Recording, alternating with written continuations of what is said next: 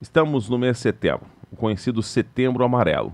Um mês que trabalha, então, aí para chamar a atenção quanto à prevenção ao suicídio. Lamentavelmente, o suicídio tornou-se uma das principais causas de morte entre jovens, principalmente aqui no Brasil.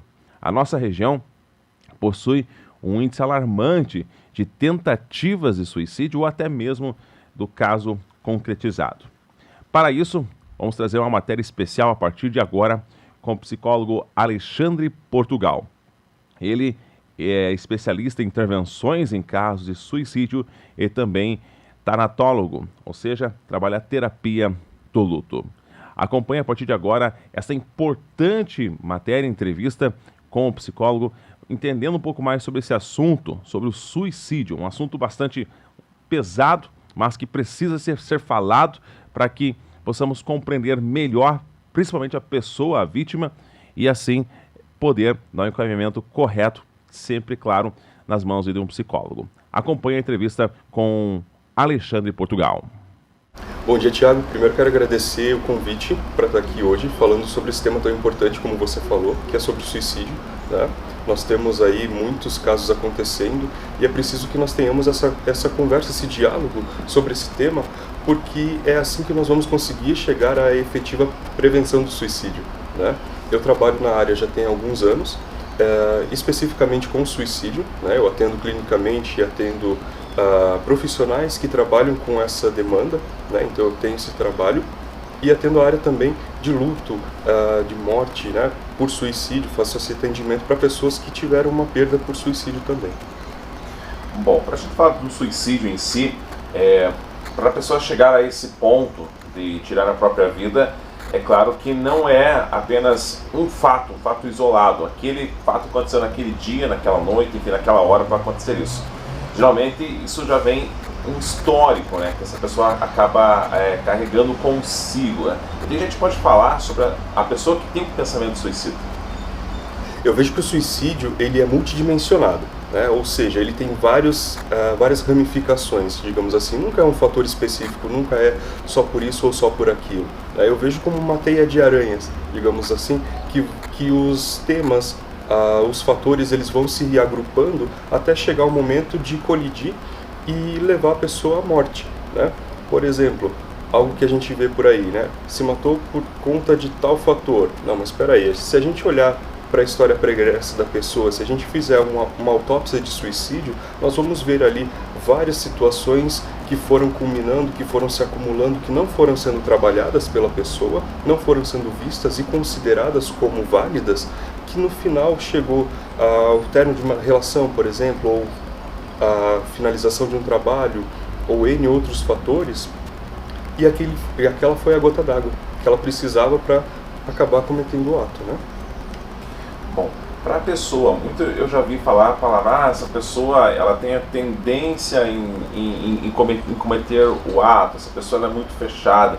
Existe realmente esse tipo de visão ou realmente são N fatores que a pessoa acaba culminando num suicídio? Então, suicídio, em algum momento da vida, todas as pessoas vão pensar, né? É um pouco complicado, é até delicado de falar isso, mas em algum momento de tensão, um momento ali que você não está muito legal, pode passar um pensamento suicida, né? Tem pesquisas que apontam que a maioria das pessoas em algum momento da vida vai pensar isso.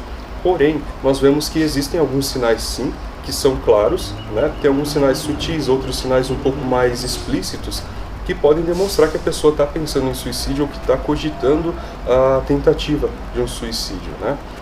A gente pode observar a questão do isolamento, a questão da agressividade, muitas vezes, né?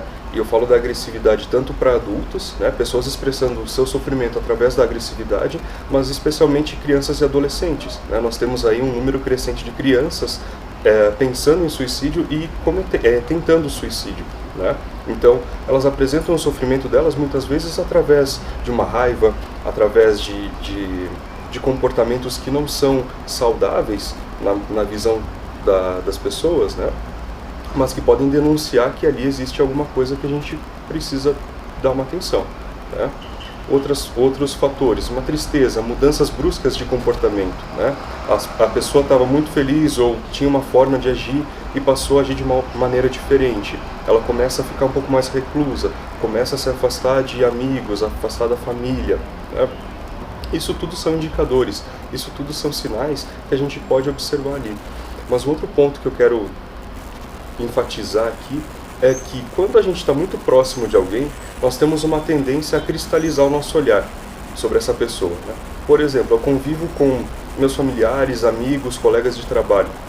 Eu já sei como é que eles funcionam, eu já sei como aquela pessoa funciona. Então eu deixo de ficar atento a minúcias, né? E são essas minúcias, são esses pequenos detalhes que vão demonstrando que pode ter ou não ter uma tentativa de suicídio ou um pensamento suicida, né? E eu quis focar nisso porque quando acontece um suicídio é muito comum de as pessoas que ficam, né, os enlutados ou os sobreviventes, eles acabam se culpabilizando, né? A culpa foi minha por não ter visto. Mas espera aí, você não viu porque aquilo era muito próximo a você, né? Bom, porque essa pergunta sempre é um pouco delicada para vocês poderem, mas a psicologia ela consegue explicar o porquê que a pessoa, nesse caso o suicida, ele acha que a morte é a solução para aquele problema? O que eu vejo a partir da minha abordagem de atuação na psicologia é que vai acontecendo um esvaecimento do ser. A pessoa vai perdendo os sentidos da vida e a morte acontece como uma ruptura com essa vida que já não fazia mais sentido, né? A pessoa ela começa a enxergar a morte como a única solução para aquela dor, para aquele sofrimento que ela está passando.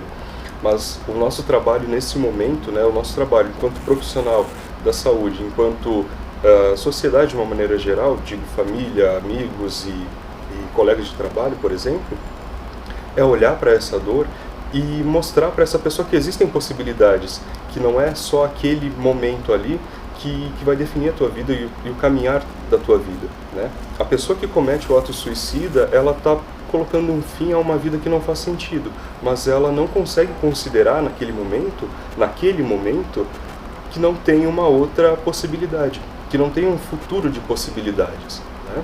Então reencontrar esses sentidos e de reencontrar essa vida é o ponto principal dentro do meu trabalho com a psicologia, por exemplo, né? Doutor, quando se fala de doenças, né, que a pessoa acaba chegando a esse ponto, a depressão, por exemplo, né, que está diretamente ligada a esse assunto, o que a gente pode falar sobre a depressão? Interessante essa pergunta, porque até é algo que eu gosto de pontuar para que a gente não rotule as pessoas, né? Nem todas as pessoas que têm depressão vão chegar ao suicídio e nem todo suicida é um depressivo, né? Por que eu falo que é importante a gente tirar esse rótulo, né? Começar a retirar esses estigmas, porque existem muitos fatores que incidem para uma pessoa chegar ao suicídio. Se eu falar que uma pessoa tem depressão e ela vai tentar suicídio, eu estou restringindo a minha forma de olhar para aquela existência. São vários fatores ali. Trabalho, relacionamentos, a forma como ela age, o ambiente onde ela está, fatores biológicos também. Então, tudo isso incide, por exemplo, pode agravar um quadro depressivo ou pode desencadear outros tipos de transtornos também para que a pessoa acaba entrando em crise, né? E nessa crise ela acaba cometendo suicídio. Por exemplo, quando eu atendo uma pessoa na clínica, eu deixo que essa pessoa fale tudo aquilo que ela está guardando para ela. Por quê? É naquele momento, naquele espaço, que ela vai ter a oportunidade de falar e ter uma escuta especializada, sem ser julgada, sem ser apontado, sem ser feito um julgamento de valor, né? Isso é certo ou errado, isso pode ou não pode, mas ser ouvida realmente, né? Bom, questão, pessoa que chega a esse ponto em querer tirar a própria vida envolvendo o meio familiar, né? Por exemplo, eu acompanho muito situação aqui na nossa região, né, de jovens que muitas vezes quando vai se perguntar, ela está com problema na família, ou um pai muito agressivo, ou até mesmo a falta de um pai. Essa orientação familiar realmente ela pesa? Pode pesar bastante, né? Principalmente quando esse jovem ou essa criança ou até mesmo esse adulto ele não é ouvido, não é compreendido e ele não é aceito, né? Porque quando eu falo que a tua dor ela não é válida, ela não é legítima, eu estou dizendo que aquilo não é legal, entende? Que aquilo não é válido, que aquilo não é real. Porque aí a gente pode voltar naquela questão que a gente estava conversando do não falar sobre suicídio, né? De não falar sobre o sofrimento em si, como um todo. Quando a família não dá essa oportunidade para a pessoa, essa abertura de conversar sobre aquilo que está passando, aquilo que aquela pessoa está sentindo, tudo isso pode sim ser um fator de risco, né? Então, falando de um fator de proteção, o que poderia acontecer? Esses familiares perguntarem para a pessoa: como é que você está? O que é que você está sentindo? Eu posso te ajudar de alguma forma? Como eu posso te ajudar? E ouvir aquela pessoa sem falar nada muitas vezes, mas se mostrar presente, mostrar: ei, eu estou aqui, ei, juntos nós vamos conseguir encontrar uma saída para isso, né? Tem solução. Você nesse momento não está vendo como uma solução, não está vendo uma possibilidade de saída, porém juntos nós vamos conseguir. Eu posso não saber o que te dizer, mas eu posso te indicar um profissional, um psicólogo, um psiquiatra, ou, entende? Algumas alternativas para que a gente possa trabalhar isso de uma maneira positiva. Outra também, a situação, principalmente envolvendo os mais jovens, que é mais comum você ver isso no meio do jovem, o jovem acaba se cortando, corta os pulsos, né? Enfim, acaba se castigando, né? Existe uma resposta por que ele chega a fazer esse ponto de machucar o próprio corpo? Existe uma resposta, e essa resposta é quem pode dar essa pessoa, né? Nem toda automutilação pode ser um indício de tentativa de suicídio, né? E nem toda tentativa de suicídio teve uma automutilação antes. Então, o melhor que a gente tem a fazer, e isso até é base para discussão dentro da área, né, da suicidologia, é perguntar abertamente, aquelas perguntas difíceis de serem feitas. Você está pensando em suicídio? Você já pensou, já cogitou a tua própria morte? O que te leva a se cortar, por exemplo? Né? Mas perguntar para essa pessoa, sem ter medo da resposta. E a família, nesse momento? Meu pai, ele é totalmente... A resposta dele é a última e não quer nem ouvir. Quando a família não ouve? E aí? Como que essa pessoa pode procurar ajuda? Sendo que dentro da própria casa não tem essa ajuda. Então, por isso a importância da rede de apoio. E a rede de apoio, ela é ampliada, ela é ampla. Pode ser família, pode ser família. Pode ser que esse pai, essa mãe não estejam ouvindo, não estejam vendo, considerando esse jovem, mas tem um tio, uma tia ou um primo com quem possa conversar e dialogar abertamente sobre o que está acontecendo. Amigos também, isso pode ser um fator de proteção. E a partir daí, essa pessoa pode encontrar outras possibilidades, né? Como eu falei, buscar outros tipos de ajuda, né? Ter esse apoio inicial é importante, essa escuta é importante, mas buscar ajuda especializada também é importante, né? O trabalho do CVV, do União Pro Vida, como eu falei, psicólogos, ou até mesmo nas unidades de saúde, você pode fazer um atendimento com um médico, um clínico geral, que ele vai te encaminhar para algum profissional, né? Não existe como evitar o suicídio? É possível se a família tiver esse cuidado de valorizar aquela dor, né? Reconhecer aquela dor como legítima e buscar ajuda especializada, né? É importante que a família não coloque aqueles estigmas do tipo só a religião vai te salvar, ou só a medicação vai fazer o trabalho aqui para que você não tenha mais ideação suicida. É importante que se tenham vários pontos de ação para que você olhe para aquela vida e para que ela tenha uma perspectiva de continuar vivendo, né? Um assunto agora que a gente está vivenciando, a pandemia. As pessoas mais em casa, vendo noticiários com as questões, o Brasil passando mais de 1.000 mortes por dia. Isso pode acabar influenciando, de certa forma, o psicológico da pessoa? Essa situação da pandemia, ela gerou muita ansiedade, e ela gera ansiedade justamente porque nós não sabemos o que vai acontecer daqui para frente. Nós não sabemos como vai ser a vida daqui para frente. Então, olhar para essa situação toda gera medo. Eu tenho medo de ficar doente, eu tenho medo que as pessoas ao meu redor fiquem doentes. Será que eu posso morrer? Será que as pessoas ao meu redor podem morrer? Então, tudo isso vai minando o estado mental da pessoa, levando a quadros um pouco mais acentuados de ansiedades, por exemplo, ou outros tipos de situações, outros tipos de emoções que vão levar a uma crise existencial, muitas vezes.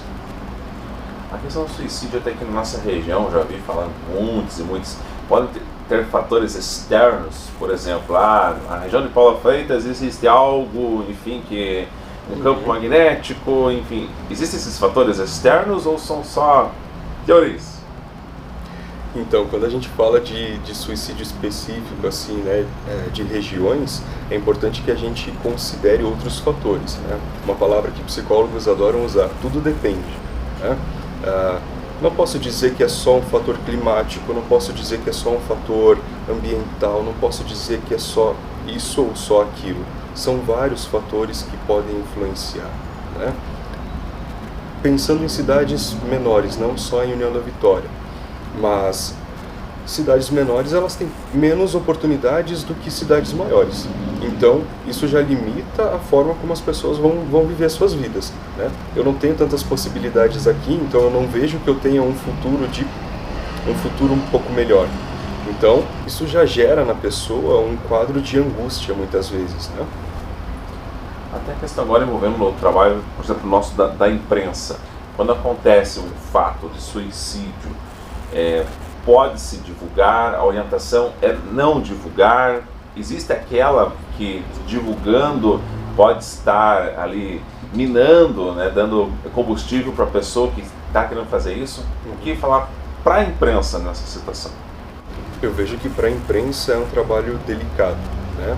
É importante que nós conversemos e falemos sobre suicídio, sim, porém é importante que isso seja feito de maneira consciente, segura, sem divulgar os métodos ou sem divulgar muitas informações em relação a isso, né? Isso que nós estamos fazendo aqui, esse diálogo que nós estamos tendo aqui, é algo importante que precisa ser repassado, né? Porque são informações que podem beneficiar as pessoas. Agora, tem alguns meios que acabam agindo de uma maneira um pouco descuidada, né? Passando informações muito precisas de qual foi o método que a pessoa utilizou, ou fazendo julgamentos de valores, ela se matou por conta disso ou daquilo, né? Isso tudo pode ser um fator de risco para levar outras pessoas a cometer o suicídio. Qual orientação a gente pode passar agora para uma pessoa que está nos ouvindo ou nos assistindo nesse momento e que já passou pela cabeça dela em cometer o suicídio, ou de repente pode estar nesse exato momento que ela nos ouve, nos assiste, pensando em cometer o ato? O que podemos transmitir a essa pessoa nesse momento? É importante que essa pessoa compreenda que a vida dela pode não estar fazendo sentido nesse momento, mas que existe sim possibilidade de uma melhora, existe sim a possibilidade de ela viver plenamente a vida dela de uma maneira mais feliz, né? É importante que ela veja as pessoas ao redor em quem ela confia, quem pode oferecer algum tipo de ajuda para ela, algum tipo de apoio, e procurar ajuda, né? Seja de psicólogo, seja de um médico de confiança, seja de um psiquiatra, ou se ela não conseguir buscar essa ajuda pessoalmente, né, tem aí o trabalho do União Provida, tem o trabalho do CVV, que eles fazem esse atendimento, né, para a pessoa, e é sigiloso. Então, como um primeiro contato, como uma primeira forma de você trabalhar esse sofrimento e externalizar esse sofrimento, pode ser uma possibilidade.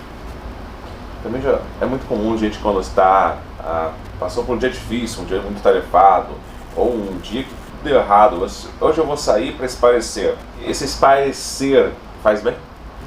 Sim, esse espairecer ele é muito importante, né? É importante que nós tenhamos outras atividades além da nossa vida só no trabalho para casa, de casa para o trabalho, né? É importante que nós tenhamos atividades de lazer para que nós possamos dar mais saúde para a nossa saúde mental, né?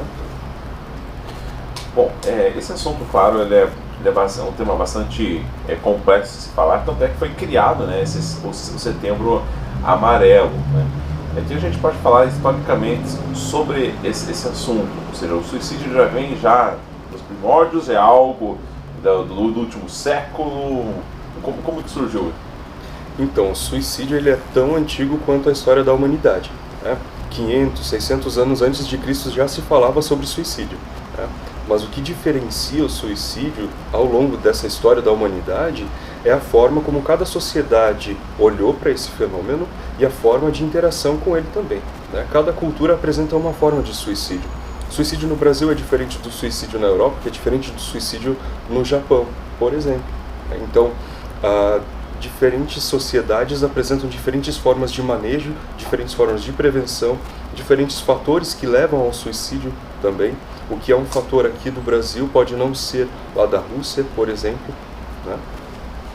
O Brasil, por exemplo, na sua visão até como psicólogo, demorou muito para ter esse olhar clínico, ou estamos tendo um número muito alto de suicídio, precisando fazer alguma coisa.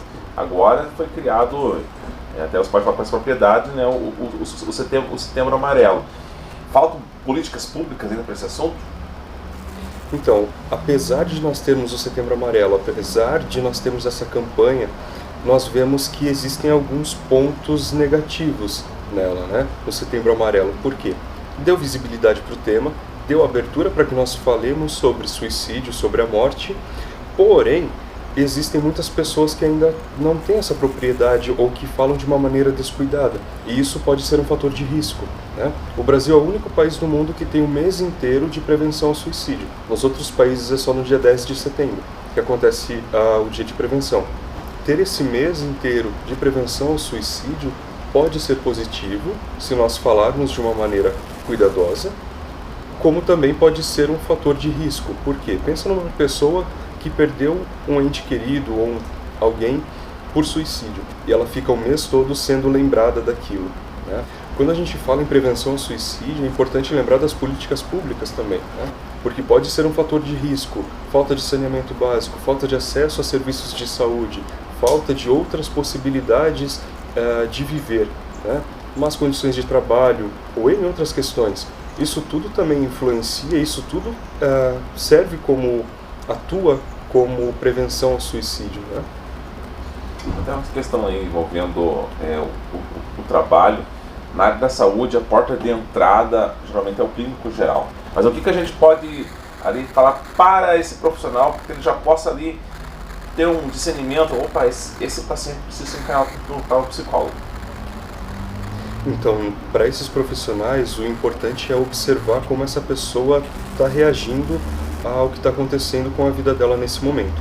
Se ela está apresentando muita tristeza, se ela está apresentando desesperança, falas que podem denunciar que exista ali algo que precise de uma atenção maior. Por exemplo, sinto que minha vida não vale mais a pena, sinto que tudo dá errado para mim, estou cansado. Frases nesse sentido, elas já denunciam que pode ter uma ideação suicida.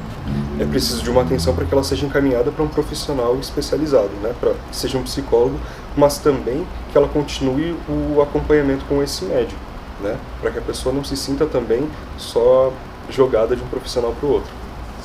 Para a gente finalizar aqui, gostaria que você deixasse então suas considerações finais sobre esse tema. Agradecer muito a sua participação, os microfones da Jovem Pan sempre à disposição.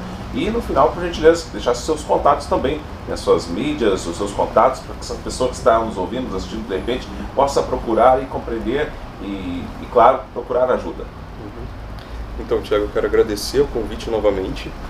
Eu acho que o ponto principal aqui é que nós comecemos a falar abertamente, mas com cuidado, né? É importante que as pessoas falem daquilo que está acontecendo com elas, é importante que elas falem dos seus sofrimentos, mas é importante também que nós aprendamos a ouvir isso e acolher essas dores, né? Para que a gente possa ter aí sim uma prevenção ao suicídio. O meu telefone para contato é DDD 47 99917 2804 e no Instagram é @psicólogo.alexandre.portugal. Aqui em União da Vitória eu atendo na Clínica Salutar, fica na rua Dom Pedro II, número 907, sala 2, fica ao lado da Oxon. O fato acontece, a Jovem Pan informa, você fica sabendo. Credibilidade acima de tudo.